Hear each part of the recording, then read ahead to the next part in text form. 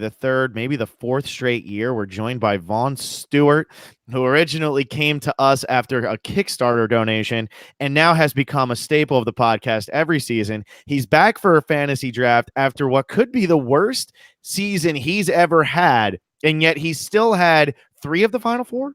It was 3 of the Final 4, correct? It was 3 of the Final 4. That's correct, including Chris Underwood, one of the best winners we've ever seen. It's great to be back. It's actually my 5th anniversary on the podcast. My first season was Survivor Game Changers, season 34. On that episode and for that season fantasy draft, I wore this very shirt. There you go. Zeke's shirt from the preseason. So to commemorate my 5-year anniversary, I brought it back. Well, there's a lot of anniversaries going on this year, Vaughn. I have not said this yet, but this is actually the 10th full season of Survivor that I will be podcasting on. When I started, season 30 was the first full season we did. We had the 3 episodes for 29, 10th full season we're doing. And for 5 of those seasons, we've had Vaughn be one of our people. And guess what, Vaughn? We're throwing a twist at you this season for the fantasy game because you're just too good. Okay. And it actually comes from Carl. Because Carl said it's not fair that he doesn't get to pick his team because he, again, is going to be our Survivor person. He loves the fact that he got to do it last year, had Victoria, was great. So before we get into like all our scoring and stuff, Carl said it's not fair he doesn't get to pick.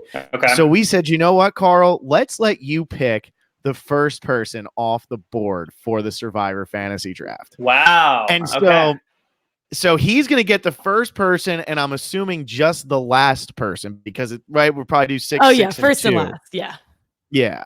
So there'll be 3 of us with 6 people, and then just the 2 people. I think Vaughn might have. Oh, Vaughn is back.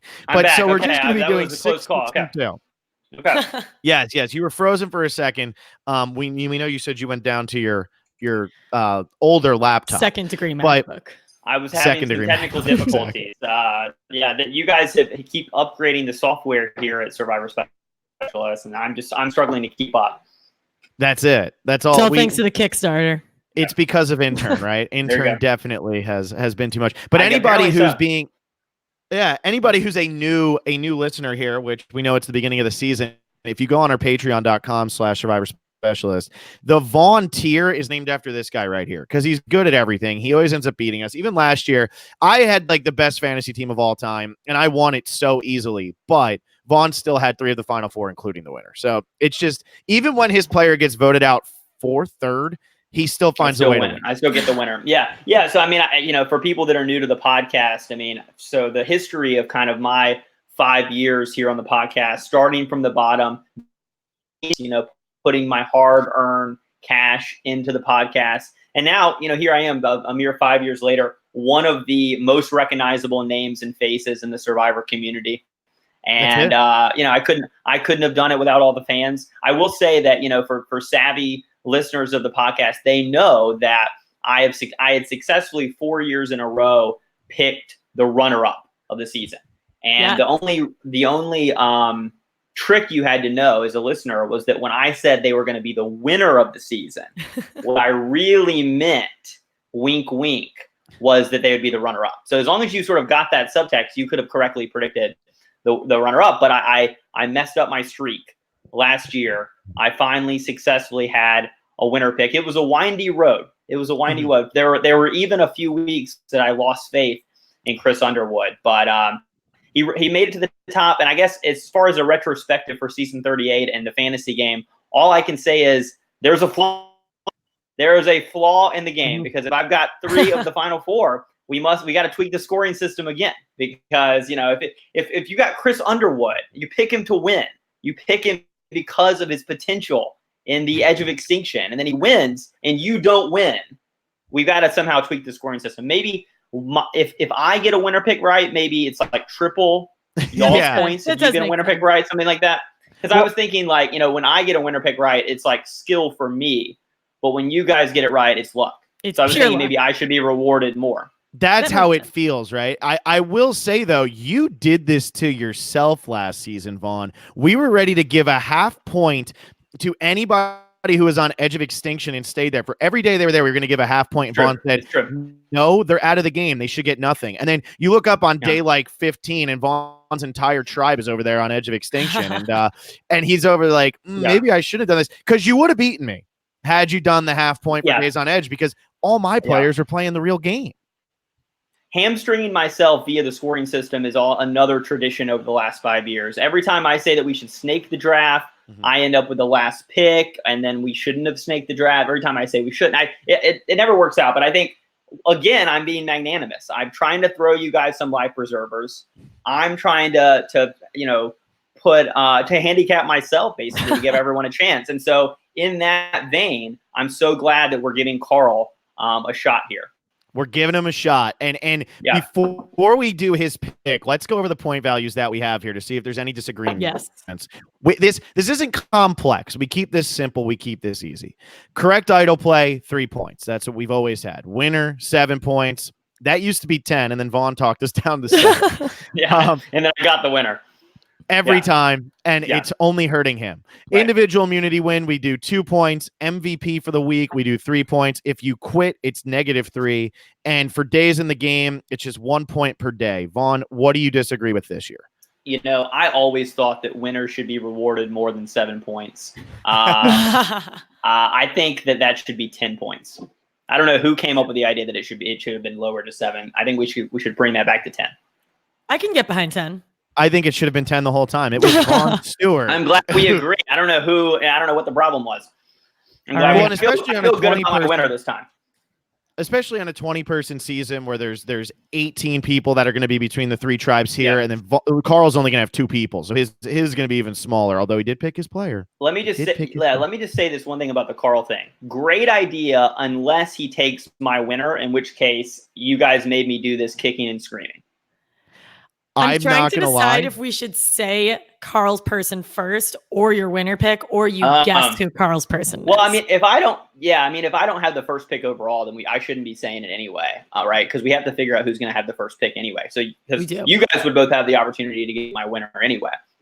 That's true. So maybe we should figure out the winner pick. Yeah. And maybe what we could do, Alexa, is you and I know who it is the entire time. And then when we don't pick it, when Vaughn goes to pick them and is like, wow, what a steal. We just go, you just got Godfather. Bing. Yeah, I think that makes sense. Our finger up in the air. I think you guys are like best friends with Carl, so I have no idea how to guess who his winner pick is going to be. I would just be a complete shot in the dark. I'm not going to. I refuse to lose anything, so I would lose that. So I refuse to play. I like that. You know what? If you're not going to win the battle, why even go? Yeah, I got a 1 in 20 shot. That's not good odds. I'm gonna, you guys are hyping me up. I'm gonna fail to live up to the hype if I try to guess for Carl's winner. That's it. And remember, this is who our $20 tier for our Patreon is named after. In the flesh. He never loses. So you know what? One of the key ways to not lose is don't take the shot. Here on Survivor Specialist, you don't miss shots. Don't take risks. Exactly. Exactly. All right, well, we always do this. I think we start with odd even, and then we go to rock, paper, scissors, right? Is that how this always is? Do we do that? I don't know. The odd even? I think that's new. I thought we did rock, paper, scissors both time. We probably do. How do we determine? Oh, we all just face each other at first, and whoever the loser is out? Okay, here we go. Okay, let me get my... Adjust my camera. Ready? So it's rock, paper, scissors, then we shoot. Yes. Yeah, I'll say shoot. Okay. Right. Rock, paper, scissors, shoot. Wow, that's lame. Scissors. Wow, that's bad. Great All right, minds, we're doing this again. Okay, ready? Rock, paper, scissors, shoot. All right, so we all won 1 there, so we're really not helping ourselves. This is not good. Okay, again. All right. Okay. Rock, paper, scissors, shoot. All right, I win that one. All right, there we go. Okay, Phil gets first pick. I get first pick, and then you guys can rock it out here for second pick. Okay, ready? Yep. Rock, paper, scissors, shoot. All right. I'll take going number last. 2. Wait, so I guess we should have decided we were snaking the draft. Wait, so we are snaking it. So I have the 3rd and 4th pick, right? We are snaking the draft. Okay. All right. So this is exactly how we said we were going to play it out, which is that you guys can pick, and then I think I have an amazing pick, and then Carl swoops in. Exactly. And I like this here, Boosh Bear, Alexa pronouncing SZA. The Boston jumped out. Yeah. That's how you can now put up all of the comments here. I see that, and I was just going to make a modest proposal, which is that any positive comments of mine just automatically go up there. Modest. Well, here's a great one. I think this is great from Rock Solid. Who's this guy? I'm extremely offended because in my world, intern has like not made the jump from like intern to like cool Robert who has like occasional good takes. In my view, he's still intern. So I'm like, whoever that was, like, you're now my least favorite listener of the podcast. I like that to you, like, yeah, intern's still intern, because I still call him intern, and Alexa's trying to make it Robert, and he might be around for the entire month of October while Alexa's running around with the MLB. So my mom told me that I was being mean by calling him intern, so now I call him Robert. Yeah, I mean, I now have, like, in my job, I now have interns, and I, like, really believe in, like, treating interns well and paying them sort of, like, on a macro level, but then, you know, micro level as it applies to this particular intern, I could not be more punitive. Could not care less. Yeah. Unfortunately, we do give him some of the Patreon money, and it's brutal. It's like intern, you know, it's send him to the gym. You know, the guy's got to go. He was just you know, we got to get him to work out so he's no longer intern. He could beat me up. Then he can be Robert. Well, this day he can beat me up, he is no longer intern. The moment he gets $15 an hour is the moment that I lose y'all's number. Don't worry, he's not hitting that. Okay. Never contact me again. $15 an hour. Okay. Don't contact us anymore. All right, well, let's start this off. I'm gonna pull up my little Gordon Holmes here thing, because I got to make sure that I get the right person. But who am I kidding? I'm picking myself first. Tommy Sheehan. Let's just pull him off the board. There's no reason. Let's all say it at the same time. Yeah, I infamously took War Dog last year first, and you all gave me a lot of crap for that. And War Dog was a great pick. He won MVP so many times for me last year. I loved it. He was my first pick overall.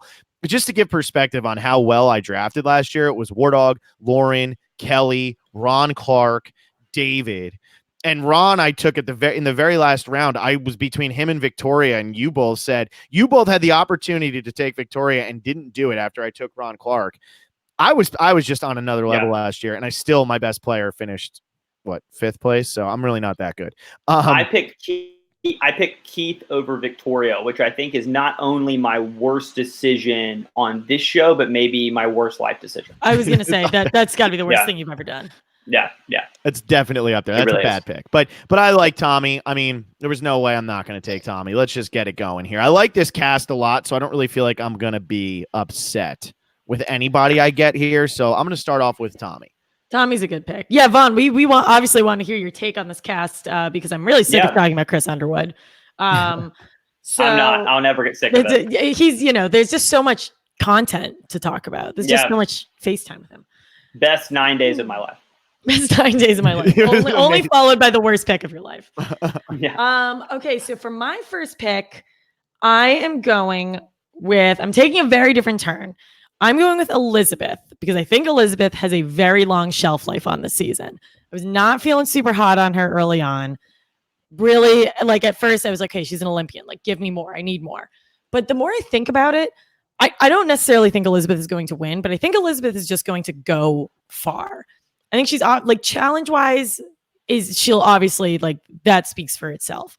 She just has a very approachable, bubbly, kind of positive personality that I think there are a lot of really funky personalities here, but they all seem to be just like genuinely happy people. At least that's what I've noticed. There's no like kind of grumpy people on this season.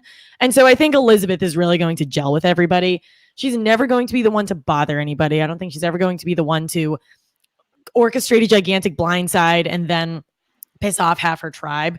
So I just think she's going to last a really long time. So, and hopefully she gets a couple MVPs for me. So I'm going with Elizabeth, number one. I don't have a Will here, who normally this is what he would do, but wow, that's a bad pick. I'm cool with it. I need Will here to give you the Sari crap that he gave me one time. Yeah, and that turned out great for me. So true. I can handle it well. So I'll make a couple of kind of macro comments about the cast if I can before we get into Carl's pick, and then I'll give my 2 cents on Tommy and Elizabeth. So first, this is I think a really cool cast, which is how I felt about David versus Goliath. I felt less like that last season, and the cast is really different in a few ways. And I think what's interesting, I'm not sure if you guys have mentioned this yet, is that the casting director, the longtime casting director, Lynn Spielman, this is her first season where she was not the casting director. So this is all new management. And actually what's interesting is that Jeff apparently took like a really outsized role in casting this time. And you even heard in some of the interviews with the cast with Josh Wigler, a lot of them talked about how they FaceTimed with Jeff Probst. before they got called out the finals, which has never happened before. Jeff has never been involved or met anyone before they came out to LA. And I really think that you can see Jeff's fingerprints all over the cast. You've got an older cast, which he likes. He likes people that have had some life experience. You have even more super fans, I think, than you normally do, which I think Jeff also likes. He likes to reward the people that have been watching a long time, that have been applying for a long time. And in general, I just think you have way fewer kooky people than you usually do. Like you guys mentioned on, I think on one of the earlier podcasts, maybe it was the Bootless podcast, how it's kind of difficult to pick the first boot because there are really not that many just kind of like obvious character picks that are not going to bring a whole lot from a game perspective. And I think that that's a purposeful decision by the show where they basically said, listen, we don't want to fall victim to a bad boot order. You know, we don't want all of our favorite people that are really likable that can win the game, that are going to be good, going pre-merge, and then we're left with like the 4 or 5 kooky characters out of the 10 people left. And so I think that they've really made a more concerted effort in recent seasons. But you can really see it with this cast where they were like, we want everyone to have some chance to win, and we want everyone to be likable by at least a decent percentage of people. And so I think it's a really high potential for the cast. I'm really pleased. I mean, obviously the whole Rob Sandra thing is goofy. The statue also, thing Jeff, is really they're the characters. Yeah, I know, exactly. Yeah, I mean, so that's goofy. I do think that hopefully it'll take up less screen time than the twist last season. Obviously, I think it'll have less of a game effect. It's not really possible to have more of a game effect. Yeah. But I think it'll also take up less screen time, which should mean that we get more character building, which I think we all like. So anyway, so that's my 2 cents. I think it's really interesting cast. I think it's really different in a lot of respects, and I think it's pretty obvious why that's the case. Yep. Alexa, what were you going to say there? I was, I think, well, 2 things. One, I think, at least in terms of the teaser, like the 30-second spots that I'm seeing everywhere, Rob and Sandra are very heavily involved in the commercial promo. But I think on site, like you said, Vaughn, I think it'll have the same screen time / effect of Ghost Island. I think it'll be very, very similar to that. And I think because it's a similar process, but obviously it can't have as much of an effect as Edge of Extinction. Yeah. And I will say, as goofy as it is, I would rather see cast members interact with Rob and Sandra, who are both generally pretty entertaining, rather than just like by themselves struggling with the elements. Like that sort of old school part of Survivor, that's fine for some people. I get really bored when I'm just like watching people like Reem or whatever, like cry into the heavens about how lonely they are and how much soul searching they're doing. I can sort of like take or leave that kind of content. So at least Boston Rob will probably provide like a couple funny one-liners, and like Sandra will probably say like the queen stays queen, like probably like 8 to 15 too many times in like the first episode. In reference to Michelle Fitzgerald. Right. Yeah, exactly. But like I think overall the content, the say 12 minutes or 8 minutes of airtime that they'll take up per episode will probably be more entertaining than what we've gotten the last couple seasons from like kind of the extracurricular stuff. I agree with that. I mean, it's going to be goofy. It's going to be silly. Like you were saying, Jeff had more of a take, and I think he had a lot more of an input into this. I want to build statues of Rob and Sandra. Jeff, if you had a dream, what would it be? It'd be, I want statues of Rob and Sandra. Like 100%. Well, in one of his interviews, he said what inspired this was, how can I get Rob back on the show? Mm-hmm. And by God, he did. So maybe it says more about Rob than it says about Jeff. Then that this is give me a statue. Give me a statue, Jeff. That's my terrible. That was that. Alexa, why don't you do the Boston accent for Vaughn? Well, if you put my accent on Vaughn's deep voice, then it actually evens out. We'll work on it. We'll work on it. Maybe maybe the StreamYard thing has some sort of like audio tool that can help us. It's so fancy. Yeah. The thing is, Alexa, she can't do a Boston accent. It just happens. If I force it, it's probably terrible. But then when I get really mad, it comes out, and then I get eviscerated in the comments. So it'll come. As insult Elizabeth one more time. Well, as like an Alabama native who's like from kind of like flyover redneck country or whatever, I will say that Elaine having a Boston hat is like confusing. Actually no, it's like a totally on brand thing for like flyover states that don't have professional teams. They just like default to like the dominant teams in that sport. So like in Alabama and like Tennessee or whatever, you'll see like a shitload of like Lakers fans and Red Sox fans. Thanks, Troyzen, for not notice. Be nice to our guest, Troy Zan. Uh-oh. By the way, game content. Catch that? Oh, that was great. She's similar to Troy Zan because they're both hot. Love that. Yeah, that was Lauren. So funny. Lauren, yeah, okay. No. Really good. Okay, anyway, without further ado, Tommy, an obvious pick. Not only is he basically Phil's doppelganger, but he, for the first time, as you guys noted, called out Survivor Specialist in his podcast interview on a different podcast, which is really just next level promotion. I mean, first you obviously start with Adam, listener, then he goes on to win, but this is like next level an accomplishment for the podcast. And so I personally was giddy when I heard it. I think that no matter who would have had the first pick, if you didn't pick Tom, then a little bit of a slap in the face. And I think, fortunately for Phil, I think actually he's going to be a pretty good player too. I think that, he's charismatic. He's clearly like a pretty good, he's like the cool, fun teacher. He aspires to be like Ron Clark and that school of teaching, which is very much like, you're rapping with the kids and you're doing goofy stuff and you're getting on their level.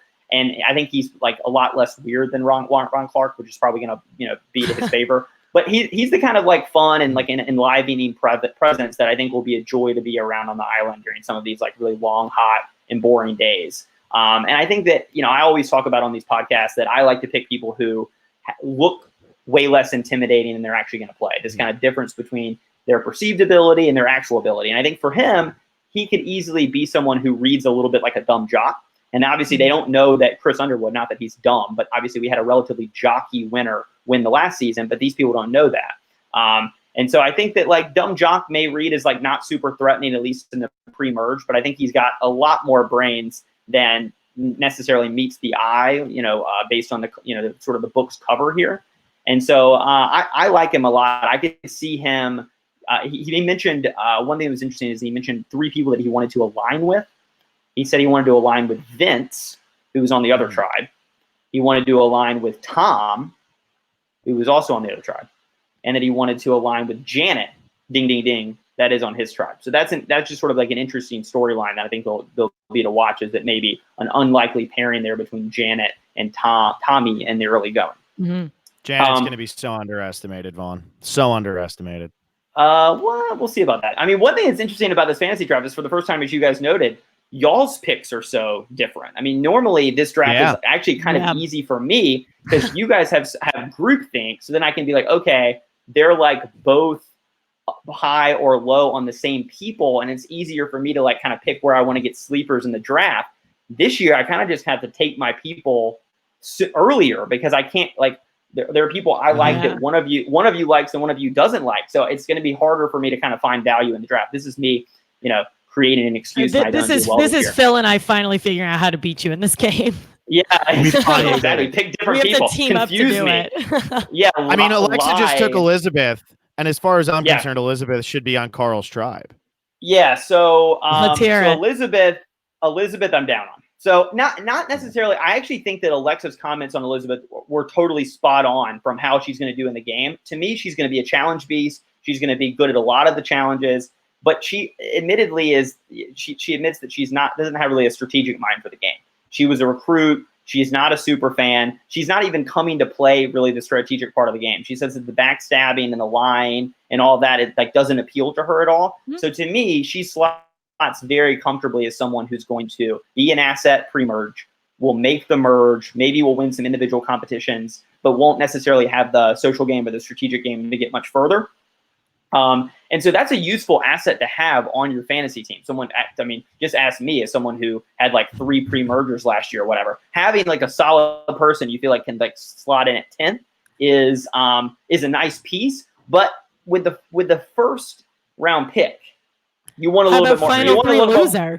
You want a little bit more upside. I feel like in your first round pick. I think that she, as I like to say, and you guys noted, she lacks a little bit of ceiling for me. I don't see her necessarily making it to the ceiling. I don't see her really making the final 3. I think she actually has a very high floor but a very low ceiling. That's a nice player to have on your team, But this early, you got to be shooting for upside. You got to be shooting for people that have a really, really high chance of getting to the final three. This would have been a great pick in the third or fourth round, especially because she probably would have fell. I'm not super high on her. Doesn't sound like Phil is either.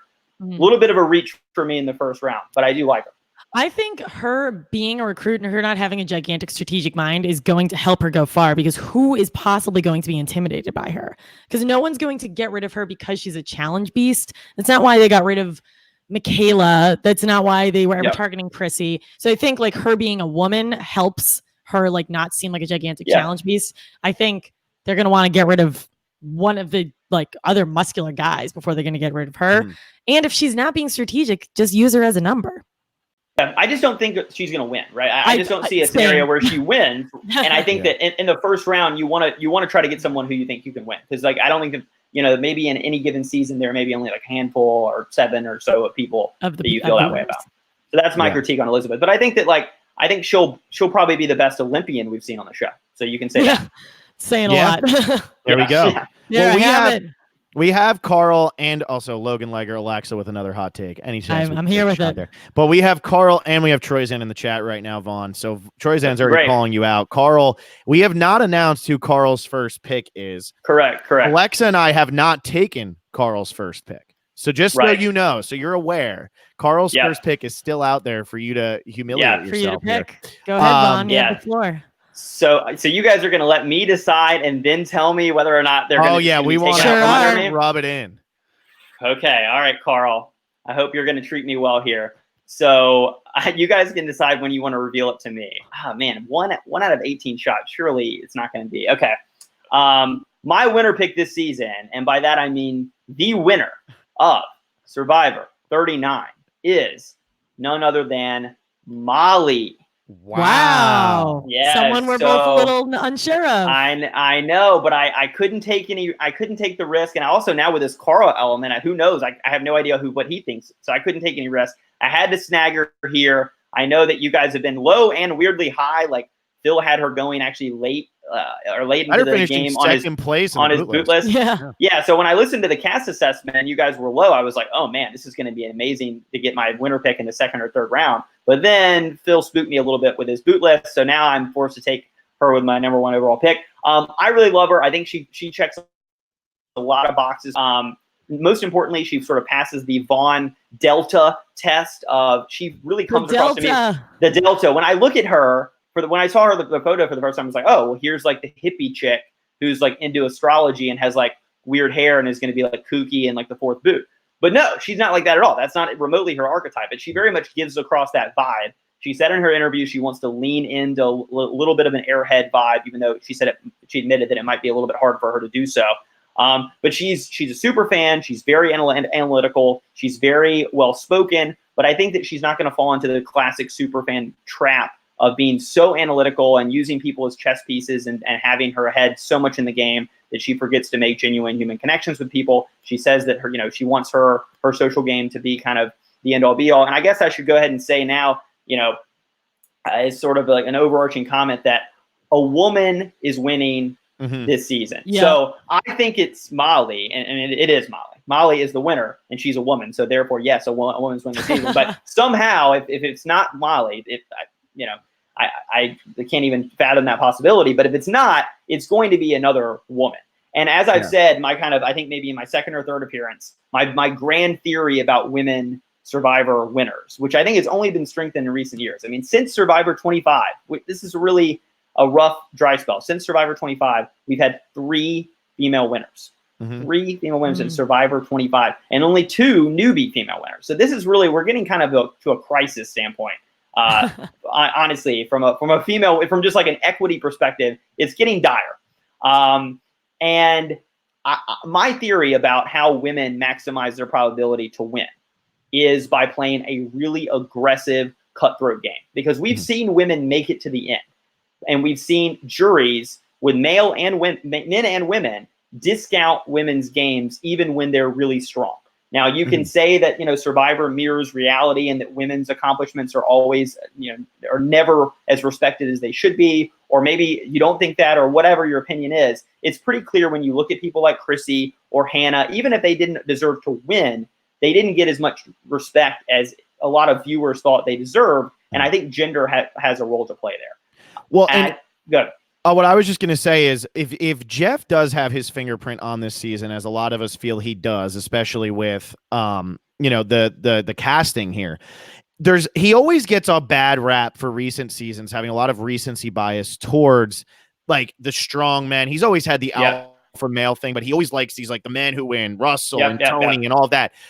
If you go back to older seasons, some of Jeff's favorite players were Parvati and like Elizabeth and he loved Tina at the time, even though a lot of people thought he loved Cole. He liked that. Jenna Maraska he wasn't a fan of, but he was a big fan of these like aggressive female players. I mean, he liked Gina, Kathy, from Marquesas. He loved those types of players. Amanda Kimmel, I mean, she doesn't play 3 times if Jeff doesn't love her. But what's happened in recent seasons is we've, unfortunately, I think for the show, gotten a lot of eye candy sometimes, who they come out there and they don't really know much about the game and they just play it. And that's really it. Jeff, if he's got his finger on this, I think that the women on this season are going to be better than in recent seasons, have a better mindset for the game. And like, I think that this is I look at the women here and I took Tommy with my first pick, but I just think that it's probably going to be a woman who ends up winning. Yeah. I mean, I agree. So, I mean, I think that this is an extremely strong female cast this season. There's no question about it. And I think you're right that I think it could be in response to the criticism like that I just leveled against the show that we really had basically a drought of female winners. I mean, none since Sarah Lucina and only 3 basically in Modern Survivor. I mean, most people peg like either Blood versus Water or Cagayan as the start of what we think about as Modern Survivor, where, the big moves era and the idol finding era and now like the fire making era. And I think all those twists probably do hurt women. I mean, certainly with the number of idols being found by women. And so I think that's probably related. So I'm glad this is a strong female cast. I do think that there have been strong female players, and I think there have been strong female players that have made it toward the end. And I think that oftentimes they're not as respected as they should be. But when you look at Survivor's history, there are only a few different ways females have won the show, especially recently. I mean, men can win in all sorts of ways. Like men are privileged in that way. I mean, we've had just in Modern Survivor since Survivor 25, think about all the different types of male winners we've had. Adam and Jeremy and Cochran and Ben and Nick. I mean, any type of male archetype. Tony. I mean, any type of different male archetype or path to victory you can imagine we've had. But for females, I think it's really narrow. And basically it ends up looking like in Survivor history, you either take a bunch of women to the end, a la, Natalie Anderson or Parvati. You take some male goats to the end. That's worked out pretty well at times. I think that even Sophie's win, you could say she was against some male goats. Ty was a goat for Michelle. And really, I think the only 2 times in Survivor history where a woman has won over a man and the man has not been a goat is season 2. And I think probably Sarah Lucina over Brad Culpepper. I agree. And even there, you could argue that Culpepper had some kind of goatee features in the sense that like his personality rubbed people the wrong way. But if you can take women to the end and you can take male goats to the end, that's great. But I think in Modern Survivor, where you've got the fire making challenge, it's a lot harder than it used to be to pick who you go to the end with, because you have this ping pong voting blocks, part of the game where it's not like you're part of a set majority that's just picking people off one by one. It's just a lot harder to kind of control the game in that way and have agency over who you're there with in, say, the final 6. And so I think that the best strategy for women, if you just want to maximize your probability, is just to play an extremely aggressive, cutthroat, even if you want to say it, masculine style of play, because that is the only game where you can make sure that people will not ignore your gameplay if you do get to the final 3. And obviously there are downsides. I mean, we saw with my winner pick a couple of seasons ago, Angelina, who did play played a pretty good game. You do see the downsides of that aggressive style of gameplay if you don't have any self-awareness, right? Yeah. But in general, just sort of for this season and for seasons going forward, I like picking women who I think are going to play aggressive, assertive gameplay, who are not going to play an under-the-radar game, who are going to try to seize agency in the game. And so that is a very long-winded way of saying that I think Molly is going to play that style game, and I think she's going to be our first winner who's a female in a long time.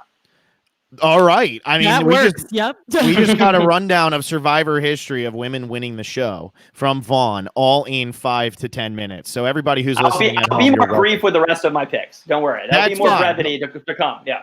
I feel like you give some kind of version of that every year, I know. But I like that because it's something that people are really afraid to talk about, and it's not something to be afraid of. It's just like very much how things are, and it's very factual. So I like that you did that, but I think a woman's totally winning the season. Jeff even I know Jeff. He in all of his videos. This is before they even go out to play, but he made a concerted effort to continue talking about how strong the female side of this cast is. Mm-hmm. Yep. I feel like that's just waving in our face. I agree. I think all the signs are there. But now this is the point where you guys tell me after I just spent like 15, poignant minutes. Now you have to tell me that Carl actually picked Molly. Yeah. No, he did. That would have been great if we waited until after that. That would have been amazing. That would have been. You should have just lied to me. You should have just lied to me. We should have. I should have texted Carl. Hey, Carl, can we just change your pick to Molly? Cool. Yeah. Yeah. Vaughn loves this. But he did not take Molly. I'm assuming you're about to take another female based on the speech we just got.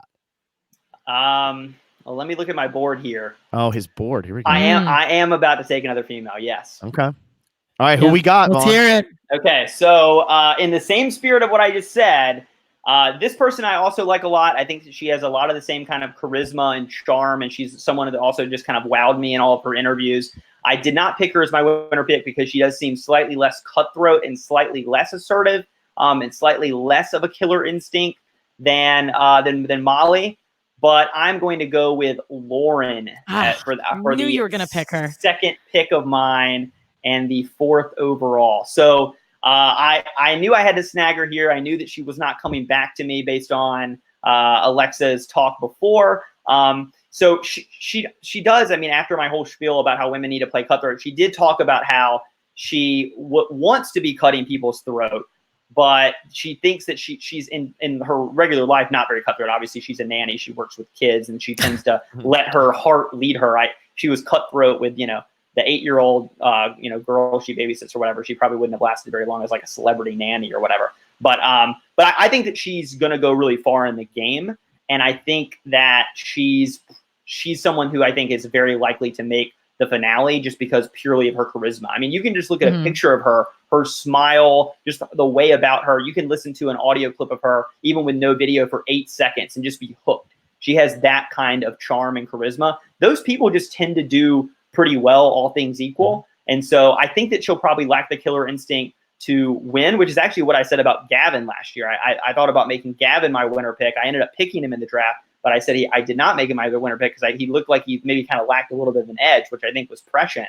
But he also didn't go to the edge, which is why he didn't win. There you go. Boom. Yeah. Well, there goes your train of thought. Sorry. No, that's cool. So anyway, Lauren, I think, will be out there a lot of days. I think she'll be a fan favorite. I think she'll be a big part of the show. I would be thrilled if she won. I mean, I have a very good history of picking winners like 2nd or 3rd in my draft. So maybe that's, Lauren, if you don't know if you've won yet, maybe this is a good sign. Yeah. But yeah, I'm thrilled with my Molly Lauren back-to-back 1-2 punch here. There we go. All right, Alexa. All right, I knew you were gonna snag Lauren because Phil, you've been like hot and cold on her. I go in and out, but I'm starting to like her more. I just worry that her personality might be so big. She might go home early because she's such a big personality. People might like her so much off the bat, or it might rub some people. I don't know. It's always so hard to predict, especially when you've heard so little. But she did not say the Survivor Specialist name on another podcast, so I wasn't taking her first. At least not in any aired part of a podcast, right? I mean, maybe every single player on the season actually mentioned Survivor Specialist, but it was edited out. Wiggler was able to cut around that. Out of here. He cut around.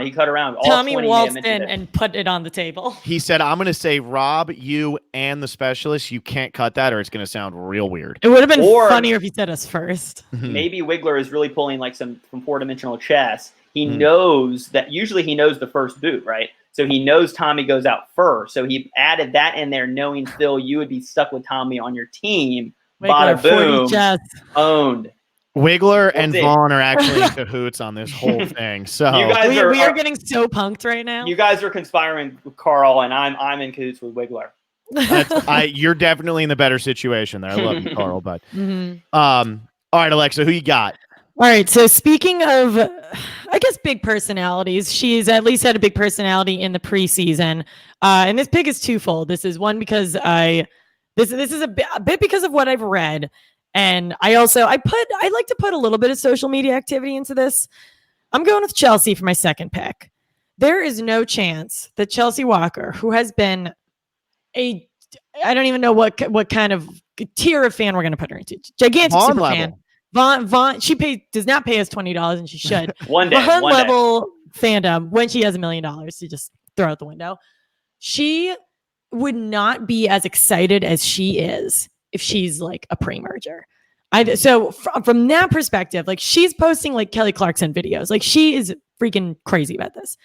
I think, and in every single one of her interviews, she's like, I can't believe I'm here. I can't believe I'm here. I can't believe I'm here. But she finally got her chance. There is no way she is going to come out way too hot and blow it up. And I think a lot of people are afraid of that. But I think someone who knows the game so acutely well as she does, she knows exactly how to start off. I think she knows that she has to chill out early. If she's going to cry, she's got to cry to the cameras, not to them. And she knows the game. And I think she's a super fan, but doesn't fit I know she's a fan. She doesn't fit the like super fan archetype, which I think is good. She fits like, from what I've read, like the cute sporty girl archetype, and they generally do pretty well. So I have really high hopes for Chelsea. I think she's going to, for as long as she's here, I think she's going to be a lot of fun. I want to jump in here and just say how I feel about that. Alexa, I agree with this pick. I like Chelsea. However, I think she would be excited on social media no matter what, because imagine if you're as big of a fan who applied as many times as her and people know it. Like she's not like a quiet person about it. Like there's difference. Like if like, let's say Vaughn were to suddenly get on Survivor and be the first boot, which obviously is impossible, but he hasn't openly said like, I've been applying. Like, so it might be make a little bit more sense for him to be quiet about it. With Chelsea, because everybody knows what a dream it was for her, I think that no matter what place she gets, it's going to be like, this was huge. I think Adam Klein would have been very, very similar. But that being said, I do think she still goes very far. I just think that like, if I ever get on Survivor, I'm going to be like, I don't care. This was amazing. Like just the fact that you're going to walk out there. And even if you go home first, Jeff still snuffed your torch. It's a lot better than not getting a phone call from casting. Yeah, that's a good point. I think, I mean, in my head, I don't think I would blow it up, but I don't know. I think it's so situational. I totally get where you're coming from. So I actually demand to be recruited. I'm never going to apply. I would like to play, but I'm kind of a little bit like Elizabeth Beisel. You know, I'm like, I'm waiting for them I'm waiting for them to give me a call. And then once I get on, I'm not posting anything on social media. So that when you guys do the fantasy draft, you'll be like, oh man, Vaughn, it just seems like extremely somber about this season. Yeah, and I wouldn't pick you anyway, Vaughn. Let's be honest. Well, touche. But no, I like Chelsea a lot. I think she's like another one of these like possible female winners this season who is going to play an aggressive, cutthroat game. I mean, she's someone who bought Jeff Probst a drink after seeing him out at a restaurant. I mean, who does that? Like, I mean, maybe I'm just like lame, but like, I don't think I've ever bought a drink for anyone. I mean, it seems like kind of a little bit of like an 80s move. But like, I've never done that in any sort of like social or flirty way, but to do it with Jeff Probst and then make some sort of reference about finals. And I mean, just all time badass move on her part. And I think that's, I mean, it's a small anecdote, but someone with the kahunas to pull that sort of move off, I feel like is not going to go there and cower. She's not there to sort of hide in any shadows. I think she is there to play. So I had her pretty high up on my rankings. I'm also forced to stan, as the kids say, because she went to the University of Maryland and she like his name dropped that several times. I did not attend the University of Maryland, to be fair, but I am a Marylander. I live close to the campus. And so go Terps, I guess. Yeah. Go Terps. Yeah. Carl says he's got some shit to do. We'll try to get back on in a few. So we still have not announced his. Who is his pick? Well, I think I'm about to give it away right now, Vaughn. Okay. I really think I'm about to give it away because if you've been following us as much as you have, my next two picks, and I am just blowing up my game right here. This is I am going for the home run balls, or I'm striking out. I am pulling. Wow. What are you? You're a Bryce Harper fan. Stanton. Oh wait, you're not a Bryce Harper fan.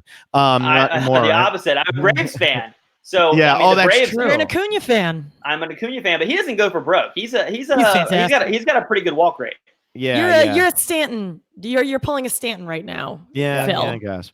Well, here we go. I'm swinging for the damn fences. I am going, and I want to do this person as my second round pick because if they end up going far, I want to be that annoying person. I want to try to be as annoying with this person as I was with Victoria and as I was with Michelle. I was wondering who the Vic was this season. Who is it? And Vaughn. It's finally outside of you gave me crap last time because you said Lauren was my winner pick, and you go, well, isn't any woman who's like 21 to 27 supposed to be who your winner pick is? I was going to say Chelsea would be would be the Phil this Chelsea's year, actually. Chelsea Phil's would be the Phil pick. So, I mean, I know that you haven't been like extremely high on her, but like that would be, if you were going to play to type, that would have been your first pick overall. I'm going to be honest with you, man. I'm not playing a type, but I am going for the lady whose job requires her to wear a bathing suit at all times. There it is. And I'm taking Janet Carbon with the second pick here. Phil's crush of the season. This is my crush of the season. I'm telling you. Give me some Janet. I have way too much faith in Janet. And if Janet goes far and she's not on my team, I'm going to be pissed because I've been so high on Janet since the beginning, and I want Janet to do well. I think she's going to fit in really well. Exactly what you said with Tommy. Tommy wants to align with somebody like Janet. Like he's looking at her and saying, we can pull like a Malcolm type thing. And Janet's like entire life, you don't work with 50-year-old lifeguards. If you're the chief lifeguard, not every other lifeguard is 50. There's some, but most lifeguards are in their teens, in their 20s. That's the more popular age. So I think she's going to be able to get along with some of the people in this cast who are younger, which there aren't many. And because it's an older cast, I think she's going to fit in really, really well with my next pick, who is Mr. Dan Spilo, who I think is the villain of this season. And look at Vaughn go with the wow. Dan Spilo will be in the finale of this season, Vaughn, and I cannot wait to hear you rip that one apart. Here's the thing. It's really hard to predict this stuff, right? Like I'm obviously extremely good at it, but it's difficult to do because it's hard to just go based on these interviews. And like I've said before, our analyses of these people and kind of what hits us and what appeals to us and what doesn't really says more about us and like, you know, the viewer and the listener than it does about the players themselves, right? So like, you know, we'll talk about people later who brought certain things up in their interviews. It just kind of like rubbed me the wrong way, but that's because it's me. One thing that we do have that's kind of like hard and fast that I think is like reasonably predictable. Like, you know, like I know Alexa is a baseball gal. So when you're talking about like the analytics of picking Survivor players, one hard and fast stat that you have is age. And by the way, my Alexa just went off. And now it's like extremely confused. So I think that barring some sort of crazy thing, like for example, I was really high on Chrissy despite her being relatively older. And this is not anything against old people. I think in general, your base rate, your baseline assumption before you read anything about anyone on the cast is to fade really young people and really old people. And the reason is not just history, right? It's intuitive why you do that, because in general, it's going to be easier to get along with people that are most similar to you. Just in any sort of social experiment type situation, Survivor included, the more similar people are to you geographically or gender-wise or age or whatever, the better you're likely to do in creating social relationships, which is the game's all about. So that's why I don't like to pick older or younger people, barring some sort of thing. And so in this case, to pick them this early is indeed swinging for the fences. I mean, I see the appeal of Janet. I like her a lot. I like the comment. I like that they also cover your eyes whenever they come out. Michelle Smith said Phil's winning streak is over. So I like Janet a lot, but I mean, what I worry about with her, you know, career background is rather than it being a strength because she's used to dealing with younger people, it's going to be a weakness because she's used to dealing with younger people as the instructor, as the authority figure. She's used to basically bossing younger lifeguards around and showing them the ropes. She's not used to respecting them and viewing them as a peer, which is how older people generally in Survivor have gotten in trouble. They come onto the cast. They're like, oh, all these young whippersnappers in this younger generation, they're all so lazy and entitled on their newfangled smartphones, yada, yada. They don't have any work ethic. And then because they have that attitude, initially it's just harder to make bonds. And so they don't last as long. Even if they're not the first boot, they just don't last as long. And so because she's coming at it, even though she does have exposure to younger people, I'm afraid she's going to come in with like a little bit of a chip on her shoulder, like as an authority figure, like, oh man, these people are not nearly as disciplined as my lifeguard, proteges who wake up at 5 a.m. every morning. I mean, these people, they're like scofflaws.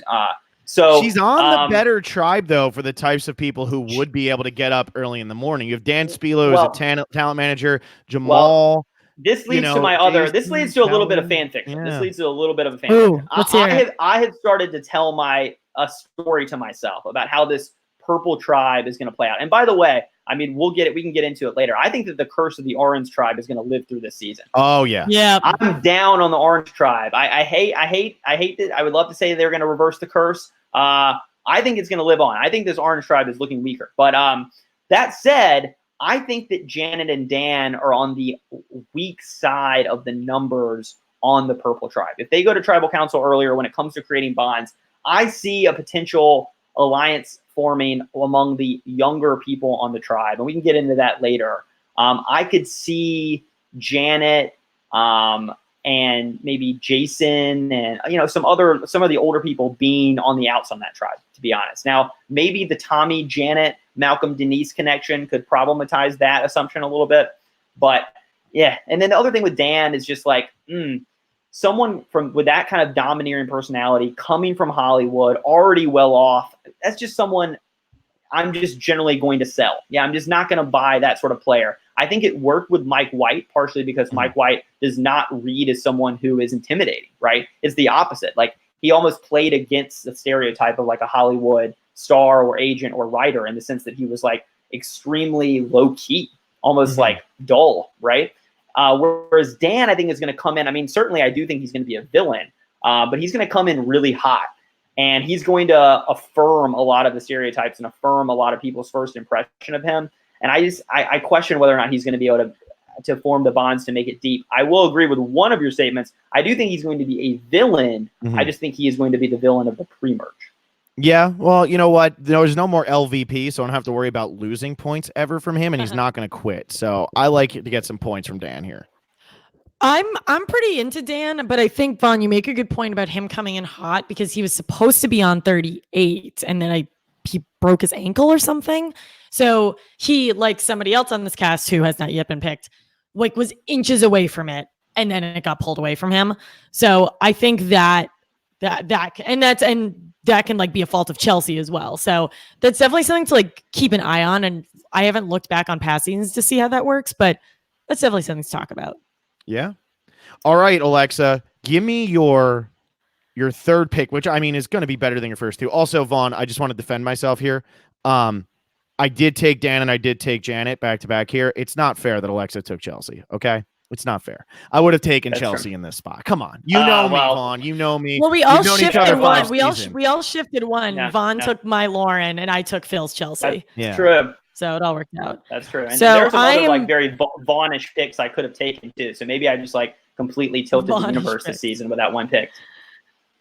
Yeah. So I'm finally picking from the purple tribe now. Excuse me, the Vokai tribe. I am picking my first male. I'm picking Jamal. And I think he's going to do really well. I picked him to win in the prop bet game or the bootless game. I can't really remember. I think he's going to do really well. I'm super, super high on him. I think one thing that we haven't talked about too much is like how people's job, like Dan's job, I think is very much going to affect this. Jamal's job is like a college admissions officer. And so kind of like what Phil was saying about Janet, he works with people who are trying to get to college. He works with but like teenagers, like early 20s. And so I think he's going to be able to relate pretty easily to the like young, bubbly vibe that I'm getting, like the Laurens and the Mollys and like Tommy, who's a teacher. Like that, this tribe has a very kind of like youthful vibe to it. And then Dan and Janet. But I think he's going to do really well. I think he has a really calm demeanor. I think he's really, I think I used the word cerebral, like in our cast assessment. I have a really, really good feeling about him. I think he'll do great in challenges, but I think as like big and muscular as he is, there isn't anything particularly intimidating about him. So I'm in on Jamal. I would have picked him here and with one of my picks of the turn. I agree with a lot of what you said. He's someone who is he described himself as like a big teddy bear. I think he's going to be really disarming to people. I think he's someone who can contribute early on in the challenges. He's definitely not going to be an early target. I see him as someone who definitely passes like the Delta test of like, I think he's going to be a lot more analytical. I mean, he said that he studied the game intensely and that he created like all these like algorithms to determine like if you're at final 7 and you're in the majority of 4, do you flip? And if you're at final 9, is it smart to do this? Or I mean, like he's someone who has thought about the game in an extremely cerebral, analytical way. But I think he also is going to be able to connect with people authentically. And I like what he said about how he was going to be truthful about his profession. He didn't want to lie about it because the game is fundamentally about connecting with people authentically. And if he was lying about something that fundamental, it would distract from that goal. And so, you know, he's someone who, you know, has studied what he calls like the science of Survivor. But at the same time, he also said that he's going to let his instincts take over. And that, you know, he's just, his entire interview, I was just like nodding along the entire time because I thought he was making smart point after smart point. And I think that if you want to read a little bit into the tea leaves, he's been on several of the previews. So I think he is an extremely sharp pick. I think that if you would have swapped Alexa's Jamal and Elizabeth picks, and you guys would have a little more respect. Then I think that that would make a little bit more sense. I think Jamal could have easily been a first round pick. And I think that he is a very good shot to go deep. Yeah, I like Jamal. I'm a big Jamal fan, but I was never going to take Jamal. Vaughn, do you know who Vaughn picked or who Carl picked at this point? I don't. Really? Okay. Well, this is fun. I have a guess, but I don't want to. I guess like okay. So, well, it's your turn. Okay, you want me to guess? Yeah, let's hear it. I want you to pick your person. Well, this person is going to be my pick, and it's also going to be my guess of Carl's pick. Okay. Okay. Yep. I'm going with Elaine. No, Elaine is yours. Okay. So Elaine is going to be my third pick here. She is someone who I know that you guys have disagreed about a little bit in the other episodes. I love Elaine. I was completely smitten with her listening to her interview.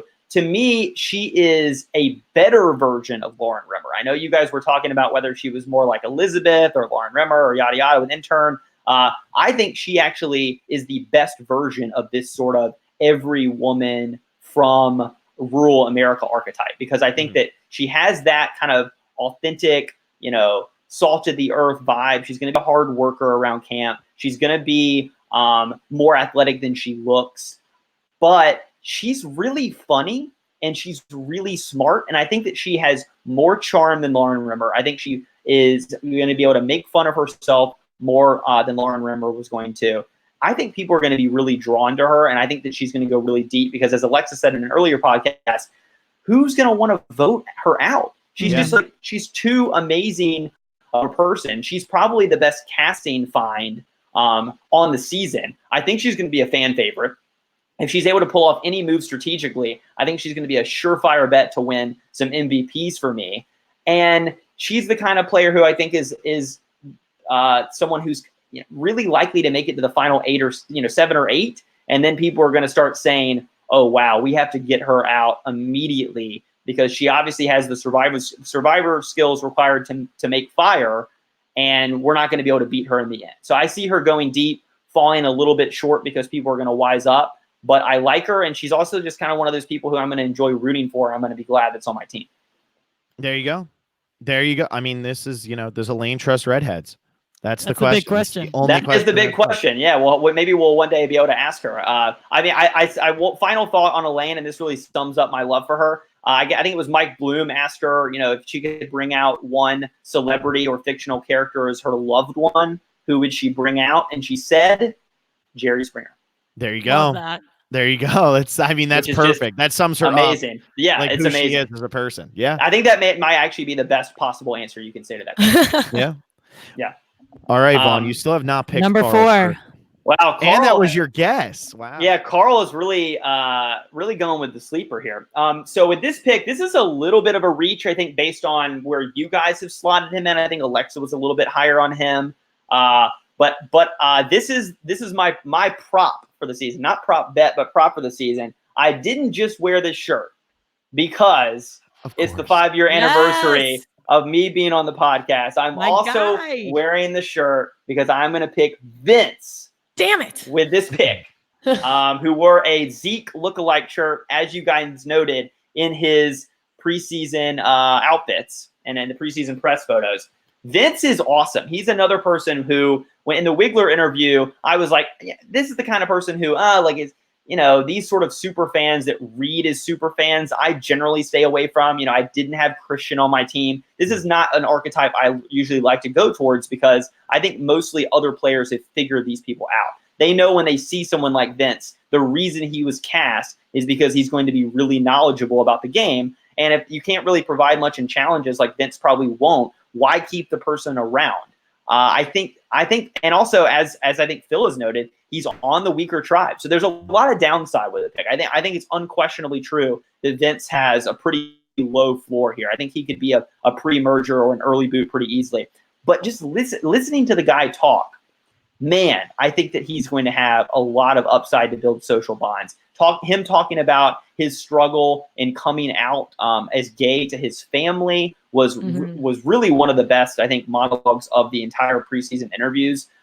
He's just, I think, going to be someone, given all the different places in life that he has traveled, both geographically, socioeconomically, and otherwise. I think he's someone that's going to be able to relate to a lot of people. And a little bit like Elaine, I think he's going to be able to speak a lot of different people's languages. It's just going to be really impossible not to love. So I'm in. I think he's someone else who is, I think, definitely is a really, really high upside pick. But now that we're into, I guess, the fourth round here, we're starting to have to pick people that have high upside, but also a little bit of downside. And so Vince is a risk in that way. He could easily be a pre-merger. Obviously, Asian people generally have not done extremely well on Survivor, but I like him, and I think that he's going to buck the trend. I mean, I'm not high on Vince at all. You heard it. I put him in 20th place. I think he's got a really low floor. But that is also not Carl's pick, Vaughn. You still have not named. I knew that wasn't going to be Carl. I knew that wasn't going to be Carl's pick. All right, so let's look at it. Okay, I know who it is. Who is it? No. Okay, let's hear him say it.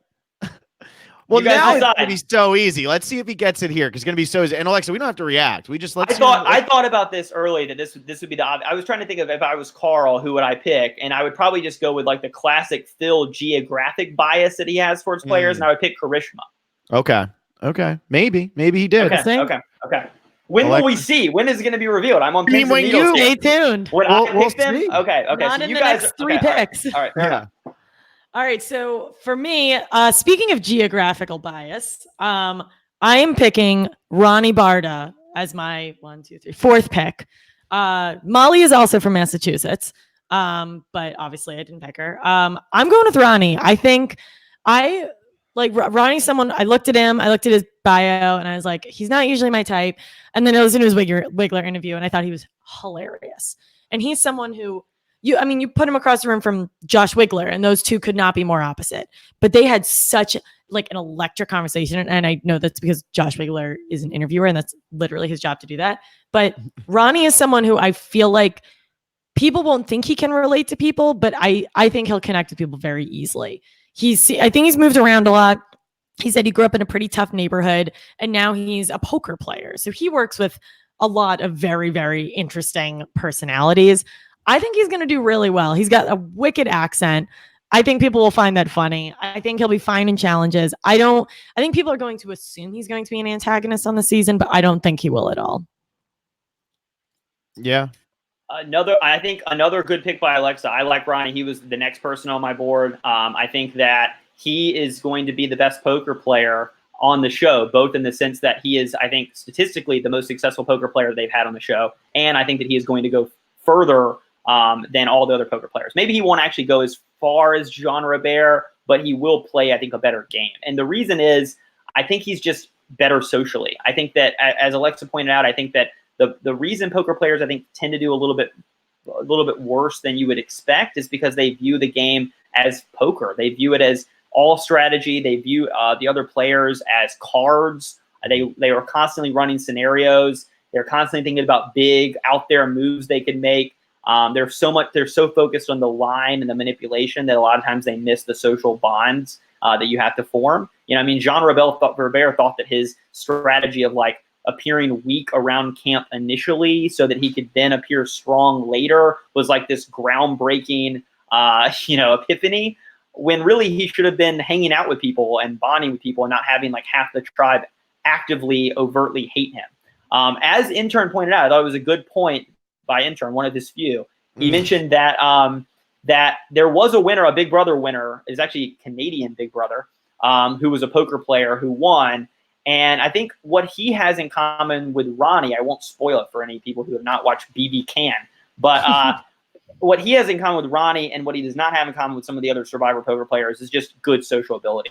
You know, you wouldn't necessarily pick Ronnie as a poker player, whereas someone like Jean Robert is someone who you would maybe guess as a poker player. So I think maybe he can avoid like that stigma and that kind of like shadiness, scheminess by just kind of being like an authentic kind of like, you know, Boston area good old boy. Okay. I'm not too bummed I don't get Ronnie here. I'm not too bummed. I'm not going to lie. So I got 2 picks here, and then I'm pretty much going to get stuck picking between one of 2 people, which with your guys' track record, I'm fine with that, considering neither of you would have taken Victoria, which is, oh my God, I'm smacking myself in the head in case you guys couldn't hear that on the podcast. But first, I'm going to take Tom so that I have Tom and Tommy. I want to just have both. It makes it easy for me to root, which I like. I like simplicity at its finest. I think Laidlaw goes far. I've said this before. Pro athletes, ex-pro athletes tend to go very far on Survivor. And I know he's older, but I think he's also the strongest person on a very weak tribe. And I think that, well, not a very weak tribe. I mean, they do have Dean, they do have Aaron, which nobody has mentioned yet. But I just think he's one of the stronger people on that tribe. So I think they keep him around. I think he does pretty well. I think there's some other people who are easier boots, such as Alexa's first pick. And so I like him to go pretty far into the game, at least hit a merge for me. And in the 4th round, like Vaughn says, especially I'm doing the back end of the 4th round here, I like this one. With my 5th pick, this way Vaughn can talk about both of them and also find out that Vaughn was wrong for a second time. I'm taking Karishma because Carl did not take Karishma. So I'm going to take Karishma. And honestly, I don't know. I just think that Karishma, she's like in the middle of the age on this season. I don't think she's going to be seen as super threatening right away. I don't think she's going to be seen as super weak right away. I think that she just has potential to like kind of lay low and maybe get me some points going deep in the game. I love this as a 5th round pick. And like, I know just based on who's left that there's like, again, on this season, there's nobody who screams that's your first boot. Last year, Reem was not taken, though Vaughn did take Keith over Victoria. Reem was not taken. I blacked out. I have no recollection. Yeah. But like, you know, like there's certain people sometimes like Reem, we were all just like, Reem's going home early. And I don't think anybody took Big Wendy. And you just kind of had that feeling Big Wendy was going home early. So now I sit here and I look at this and I don't see anybody who's like a lock to go home early. So I kind of am taking people that I feel like I'm going to want to root for. And right now, Tommy, Janet, Tom, Karishma, and then Dan as a villain. I kind of like the way I'm set up and feel like I've done the best I could with what's left. So I will say I love the Karishma pick and I hate the Tom pick. Thank you. So is. So Karishma was next on my board, and really I think I had her slotted pretty low. I really like. I mean, this is the kind of player that I really fall in love with because I think she's got some villain potential. I think she's going to tell it like it is. The personal injury lawyer sort of archetype. I love, and you know, being a lawyer, I'm drawn to. I love her whole background. I'm stunned that she's the first Indian American on the show. Shocking. Oh, I mean, that's almost as bad as the fact that Sheehan and the 5th season was the first Asian period. They went 4 seasons without casting an Asian person on Survivor. But this is, I think, worse. Going 38 seasons and not casting an Indian American is it's baffling. I was shocked that I heard that was the case. But, oh, man, I really like Karishma.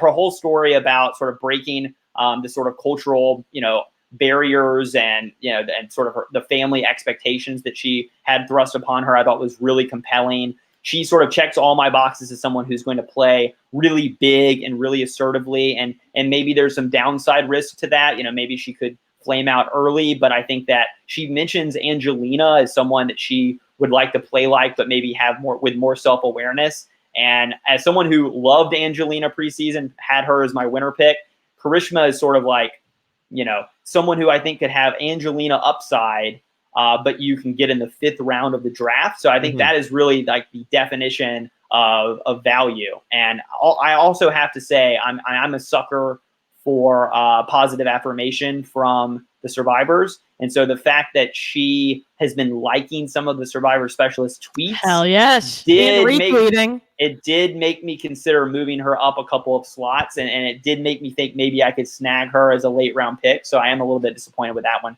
But Karishma, let the record show, even though you're not on my team, I love you. And if we could trade, I would trade.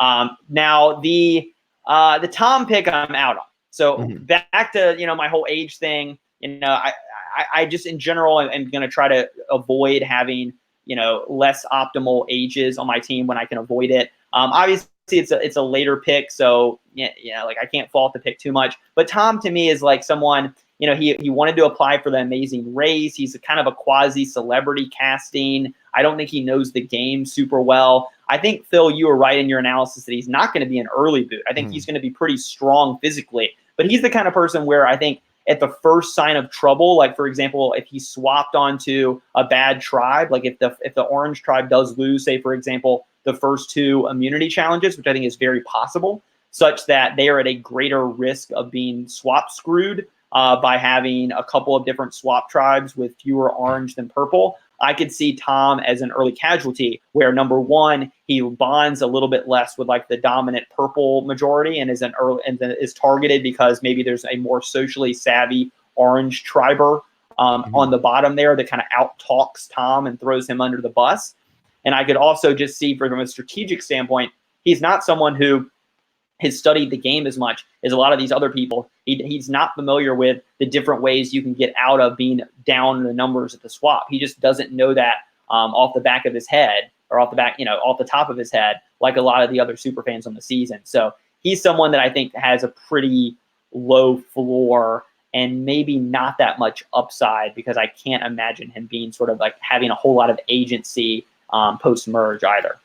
The good thing for me is I just took the 3 oldest people on the cast onto my tribe. So that's a good way to test. That's a good way to test the baseline, right? Good way to test. I mean, in futures, if all 3 do well, or even if like 2 of the 3 do well, I can't make the same argument next year. I mean, it could still be right. It's a small sample size, obviously, but you would have a good case to mock me if next year or if next. I guess it would have to be Survivor 41. I think the sort of season 40 is going to be a little bit weird from an age perspective. It's not going to be normal, but season 41 in 12 months, if I came back on and tried to make the same argument about old people, it definitely would be a little bit weaker if your fantasy team ends up dominating again. My team is the final 3 of Janet, Dan, and Tom. You've got like the seniors league. This is like the geriatric squad. Survivor geriatrics. Yeah. This is like Phil's Golden Girls. This is it. Alexa, who you got? So I am sticking with the personal injury lawyer train because I saw a very funny meme that someone on Reddit made. They took Jason and Karishma's pictures and made a billboard, and I think it's hilarious. I'm going with Jason. A little surprised he fell, but I think I've been pretty high on him, but I think a lot of people get like a sneaky, sketchy kind of vibe from him. I don't get that. I get more of the like funny, goofy vibe. So I think Jason's going to do pretty well. I more want to hear, Vaughn, what your take is, because Phil and I have both been like neutral. At odds? Oh, neutral. Yeah, I'm actually pretty neutral. I could really see it going either way. I mean, this is basically like them casting like the Rob Sesternino lookalike, after 30 seasons or whatever, right? Like this is basically a Long Islander who is a student of the game, going to be a little bit of a brash, fast-talking, ball-busting sort of personality. Yeah, he's going to be a little bit of a goofball like Rob was as well. And I think that it's telling and interesting that he has coined this "shut the f up" strategy. With his wife, he says it in every interview. That basically his entire game is that like he knows that he has the tendency to put his foot in his mouth, and so he and his wife agreed that basically he was just not going to say very much in the first few days of the season and just try to really lay in the background. So I think that that's probably correct, but obviously it has downside risk because if he's not out there forming bonds because he's worried about what he's going to say, that could have a detrimental impact on his ability to forge bonds and make alliances and that kind of thing early on.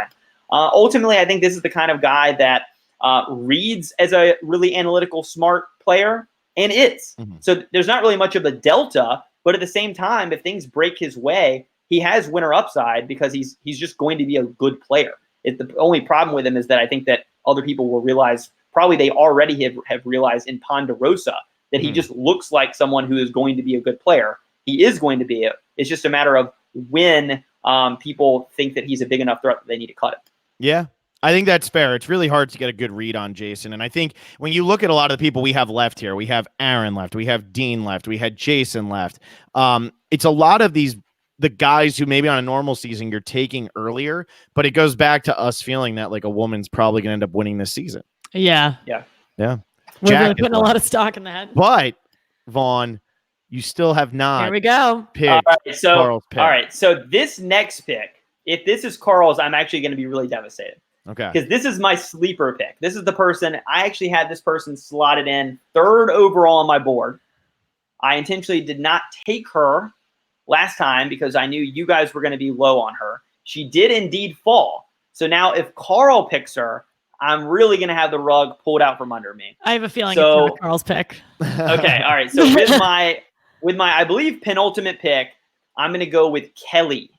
Yes, that was not Carl's pick. Not Carl's pick. Okay. Phew. Okay. All right. I can breathe normally again. So I'm all in on Kelly. I think that you guys have made some good points about her. My first reaction was basically, she's a little much. She seems a little bit full of herself. Like, for example, like the first thing I read about her, I think was maybe the parade interview where I think Mike Bloom asks her, tell me about yourself. And she says, well, I attend the University of Wharton, which first of all, not a university. I am a Penn alum. Wharton is a school within the University of Pennsylvania. So either she doesn't know the name of her school, or I think maybe more likely she just said Wharton and then Mike Bloom like transcribed that as, University of Wharton or Wharton University or whatever. We got to get that corrected on the parade website. So Mike Bloom, if you're listening, Mike or Kelly, if you could shoot Mike a line and get that corrected, I think everyone at the University of Pennsylvania would appreciate that. But no, that was not the red flag. The red flag was that right after that she said, well, and in college I studied like whatever, but I was pre-med and then decided and took the MCAT and then decided not to go to med school. And to me, that I had like a little bit of a negative reaction to that because I was like, man, like if someone asked me about myself, I probably wouldn't, like the second sentence I say, talk about a fancy career path I could have taken, but decided not to. Like it seems like a little bit of a not so humble brag. And so that really rubbed me the wrong way at first. And I was like, oh man, this is going to be someone. And also she's like a relatively newer fan too. She's not necessarily someone who's been watching for a long time. So my first reaction was like, oh man, people are going to think that she's a super fan. She's going to fall victim to like some Asian female stereotypes that have befallen a lot of other people. I have picked some bad players that were Asian females before and have fallen into that trap before. But ultimately, the more I read about her, I listened to her Wiggler interview. I think that she has more upside than I initially thought. I think that she's smart. I think that she is really charming. I think that even though she's a newer fan, she's really binge watched and binge listened to a lot of content. And she's the kind of person whose her attitude is just like, I take what I want in life and this is what I want. And I'm going to do whatever it takes to get there. And I've prepared as much as I possibly could for this experience. And I think the last thing in her favor is to kind of go back to my fan fiction, which is that I think that like the people I like the most that I've been ranking high are like this group of kind of smart super fan types on the Purple Tribe. And Jamal is included in that, but the rest of them are women. Like I was able to pick Molly. I was able to pick Lauren. I was not able to pick Jamal, but Kelly is the other person in that foursome with maybe a couple of others like Tommy that I could really see him forming a bond early on Purple. And if they're able to win some challenge, carrying that through the swap and into the merge. So even though I think that maybe Kelly is the least strong player of that bunch, which is why she's fallen so late, I really think that just by virtue of her starting tribe and who I think she's likely to align with, I think that she could go really far. Yeah, I feel like I was wrong on Kelly. It was just because I was literally like just going by everything that's happened in the past on Survivor, and it makes it really difficult. So, but I like the pick, especially in the fifth round. Sometimes. Yeah.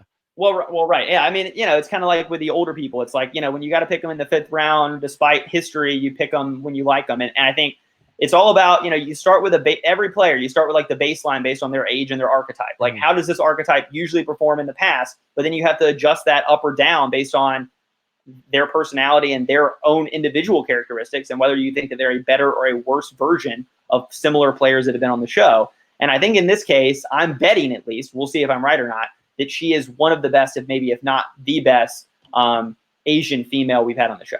Well, love that. Vaughn, your last pick is coming up, and if you don't say Carl's, we will finally announce to the public what Carl's pick was. Okay. Vaughn, okay. Well, who is your last pick? So this is tough, and I'm actually, much like in previous years, I am down to two people. Okay. And I'm torn between the two. I guess I won't say the two since you both pick after me this time. But I think that with some trepidation, I'm going to go with Missy. That's Carl's pick. Oh, yeah. Okay. I would have taken Missy so early, and I'm love so Missy. mad that Carl took Misty. That would have been my second pick. Missy would have been my second pick. I had that thought last round. Because I remember how high Alexa was on Missy, and I should have. She's my winner pick. Yeah. Okay, right. That's right. She's your winner. Okay, that's right. Yep. Okay. So I should have figured this out well in advance. Bad context clue reading on my part. Okay. So as you can see, I'm not as high on Missy as you guys are, because that's where I would have taken her in reality. I think that amazing story. I actually, as a cancer survivor, I actually saw a lot of kind of my story in hers, which really drew me even more to her. And I was really like on the edge of my seat listening to her interview with Josh Wigler, who I think he also did an amazing job there. But I think that I think that when you look at history and you look at women of color that are that young in particular, and maybe that are not extreme fans of the show, I think she's watched the show a lot, but she doesn't seem necessarily like a student of the game. I think that she doesn't necessarily have winner upside. And so even though obviously she's Phil's winner pick, I have a hard time seeing her win, but I think just based on the previews and based on her story and based on her likability, she will be there in the end. But she's someone who I have slotted a little bit further down because I don't think she has the ceiling of a winner. I think her ceiling is more like maybe finale night. And I think just based on the track record of younger women of color, I think she has a really low floor. I think she has a pre-merge floor. But that said, I'll really be rooting for her. And Carl, good pick. I'm glad you didn't. I'm glad that you didn't snag my winner pick. I knew he was going to do that on purpose. Yeah. When Carl sent us the text, he was like, I'm going to take Missy. And I was just like, Carl, you're out of this. You're not doing the fantasy game anymore. We're going to go find somebody else. Like, we give you an opportunity and you just use it to ruin me. Thanks, man. High five to Carl. High five to Carl. I love it. Yeah. Here we go. Gamer guy. Yeah. Bing. Yeah. Carl's doing things right now, but he binged you. He binged you. All right. Does Carl get double or triple the points? That's a good point. Well, it's got to be triple because he only got two people. Triple. Okay. Yeah, traditionally we've tripled it. Mm-hmm. So I think now that we've given him the first pick, I think it's like definitely a little bit more fair. But so all right, well that leaves me with the other person I was debating between, and this kind of archetype actually ends up on my team quite a lot. And so I'm going to go with Jack. So I like picking the kind of surfer bro archetype late in these drafts because they generally have a fair amount of longevity. They have no ceiling, other than Fabio. They never win, and that was an extremely odd win. But so they generally have a very low ceiling, but they have a pretty good floor. What's his name from last season was the surfer guy, didn't do well. Last season 38. Who was the surfer guy from 38? I don't know. Was there a surfer guy in 38? Well, there was on 37. Yeah, well, Alec did pretty well. I don't know. I don't know who I'm thinking of. Sebastian was on my team a couple of seasons ago. He went pretty deep. He's kind of the classic server bro, like no real agency in the game, but like good in challenges early. And like, why take him out? Like, why waste a vote on the surfer bro? Yeah. But the reason I like Jack actually a lot more than I typically like the surfer bro is that he seems to have a lot more depth to him, and I think he therefore has more upside than this archetype generally does. So he went to UVA, which is a great school. He's clearly like more analytical and sharper than a lot of the surfer bros are. I think this speaks to like Jeff Probst's fingerprints on the cast, that he's really choosing kind of like the more of the fan version, you know, a little bit smarter version of all these different archetypes. Mm-hmm. And so I think he has a little bit more upside than the classic surfer bro. I mean, the downsides, though, are obvious. He's one of the youngest, if not the youngest player on the cast. The youngest. The youngest, which I generally try to avoid. And also, when you listen to his interview, he definitely has that kind of head in the clouds, free spirit. You know, he talks a lot about how he never really wants to work. He just kind of wants to float around and, like, you know, work at coffee shops and stuff like that until he figures out what he wants to do with his life. And this game is really about self-discovery for him. And all that is, like, well and good. And I'm sure a lot of people are really drawn to that. I tend to be extremely bored and turned off by that sort of rhetoric. Mm-hmm. I want people to be, like, extremely concrete and, like, type A when they go into Survivor. So that was a turnoff. But, you know, with my last pick, it's a good archetype. And I think he's like an affable, sharp guy who no one's really going to have much of a reason to target. So I like him as someone who is a last pick who hopefully won't cost me a bunch of points by getting voted out like second. I don't see him getting voted out first. So yeah, I think you're okay to get at least like maybe 9 points at least out of your last pick, and that's pretty good. That's pretty solid. And maybe he can win a couple of individual immunity challenges too after the merge. I might go as far, Vaughn, as to say your last pick is going to get more points than Alexa's first pick. Whoa! I think that'll be fun. I think they're going to slot in similarly. I actually think they'll both probably be taken out like shortly after the merge. Yeah, I kind of had that feeling. That makes sense. All right, Alexa, we're down to 3 people. We have Dean, we have Aaron, and we have Nora. Who you taking? Who you leaving me with? And who's Carl getting? My final pick is Dean Kowalski. Kind of similar reasoning to Vaughn's. I think. And actually, we've Jack, Dean, and Aaron as 3 of our bottom 4, which is like, it just kind of shows like what kind of the 3 of us prioritize in what we're picking. But I think Dean is like, people are going to like him. I don't think Dean's going to be a villain. I don't think he's going to bother anybody.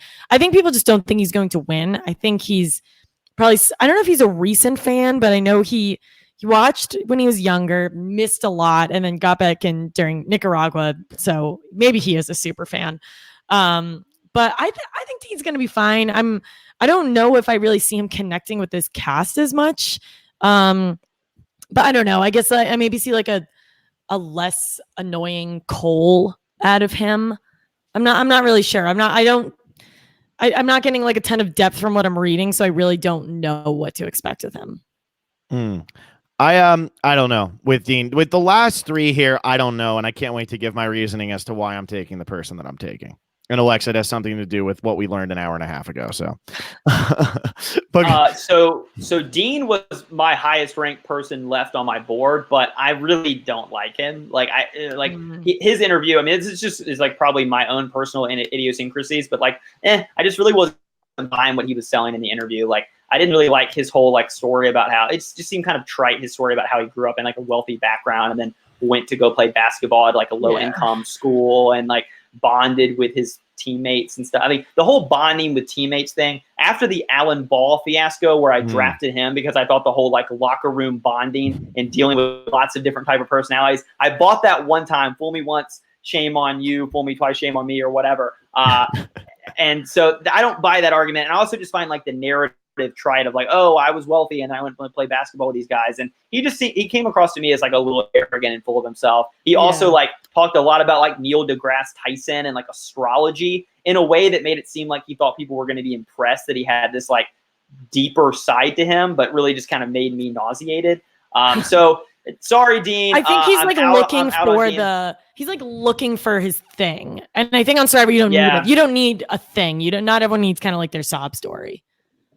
Yeah. So, and I guess the last like more kind of like game related reason to sort of sell him that's not just about is that he mentions how he's going to lie about almost all of his biography. Basically, he's going to lie about his school, Columbia. He's going to lie about the last 2 jobs he's had.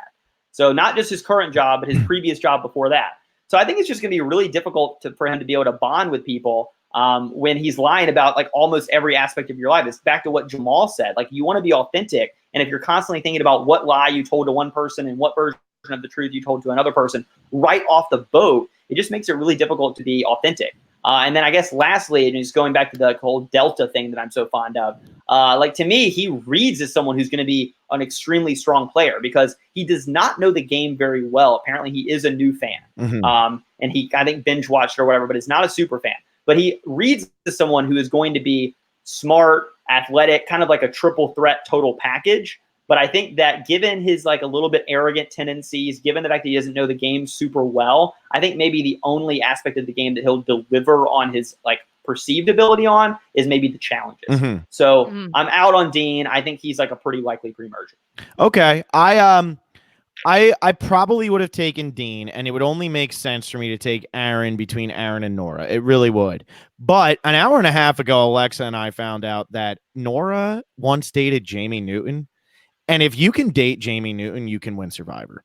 So I'm going to go ahead and I'm going to put Nora as my last pick, despite the fact that Aaron seems like the really obvious pick here. I just can't do it. You date Jamie Newton. Jamie Newton has made out with somebody on Survivor, and his name was Bobby John. Okay. And that's the last time I saw Jamie Newton, like, you know, in love with somebody, was when him and Bobby John were doing something weird on the island that probably shouldn't have been on TV. And now I have Nora, and I find this out about her. I'm like, you know what? I'm all in on this, Nora. Let's see what you got. I'm going to put her on my team because if she makes it like far in this game, I can keep saying I picked her Jamie Newton's ex-girlfriend. And I love that. That's all I want. The final two people are arguably like the two most muscular people of their gender. Yeah. Which I think speaks to like probably our assumptions about the season, which is going to be, this is going to be a little bit of like a Revenge of the Nerds type season. And Aaron, so Carl has Aaron and Missy, and I think he's got the winner of this season, and somebody can go very far, but I can't do anything about it. Yeah, so I mean, Nora, I sort of like am forced to stan her as well because she apparently one of her hometown, certainly not the London part of the hometown, but her other hometown is like 5 miles away from where I live. So Nora, if you have any watch parties, remember to invite me, and remember I had nothing but nice things to say about you. That said, I thought she was a little bit much in her pregame interviews. She is really well spoken, and I think had a lot of really interesting things to say in podcast form about her different businesses and stuff like that. But if I was on the island with her and she was hitting me with all that health and fitness stuff and all of her different things that she's done and her paths and her dreams and her ambitions and her drive and all the sleepless nights she's had and stuff like that, if someone was hitting with me with all that stuff on the beach, I would be extremely turned off and like probably just like walk away and pretend that I need to go to the restroom or something. So I feel like, you know, she does have the fitness level. She does have the intellect to maybe go relatively deep. So she's not a terrible last round pick. But I do think that she in a season that doesn't really have any kooky people, she strikes me as someone who could rub people the wrong way early on. Yeah, all I need her to do is win the first two challenges, get a good tribe. She's on the good tribe. She's on the good tribe. Yeah, I think I'm going to get some points from my last pick. And with Aaron, I think I'd get some points from him too. I just feel like knowing this little detail about Nora just makes her so much more fun to root for. So I'm sorry, Aaron, but you're being sent to Team Carl with Missy, which honestly like isn't a bad thing. That's a pretty damn good team this year. But all that being said, maybe we run back through these tribes one more time to just announce who has the best one. We've already said Carl had the first pick, so he got Missy, and then he got left with Aaron. I had the actual first pick of the draft. I have Tommy, Janet, Dan, Tom, Karishma, and Nora for the oldest team ever assembled in Survivor Specialist Fantasy. Survivor Geriatric. Yes, that's it. My team is like, yeah, they're the Gen Xers, or what was before Gen Xers, because that's what my team is. The baby boomers. My team is boomers. It's Phil's boomers. Phil's boomers. Phil's boomers. Love that. Love it. All right, Alexa, who do you got? For my team, I have an Olympian, a gigantic super fan, Jamal, Ronnie, Jason, and Dean Kowalski. There you go. Mike Wazowski. So I took, to begin with, I took the winner. So that's always nice when you do that. So I took the winner of the season first, Molly. I took Lauren second. And then back on the other turn, I took Elaine, probably the fan favorite, the early contender for the fan favorite of the season. And then I took Vince, who I think maybe was a little bit of a reach, but I wore the shirt and everything, so I couldn't possibly pass that opportunity up. And then with my last two picks, I took the steal of the draft in Kelly, who I think really has a lot more upside than a typical late round pick has. And then I picked lastly old reliable Jack, whose archetype should mean that he's like in the final 12 automatically. Absolutely. Vaughn is feeling confident about that. Vaughn, as always, we love having you on. Do you have any last thoughts that you want to throw out here now that you've given us quite an in-depth rundown, as always? You got any last thoughts you want to throw out? Are we doing Eliminator this year? Oh, good point. We are doing Eliminator this year, Alexa. I was just looking at our Google Doc and I almost completely forgot. Of course we're doing it. But do we do Eliminator starting now? Because we don't know who the survivor. We got to wait until we get the survivor, because otherwise the survivors have an advantage. Although they're all picking separately. Let's do Eliminator. Let's start it before week 1. And then the survivors, they'll just not have to pick for this week. So who we doing, Alexa? Since you thought of it, you have to pick first.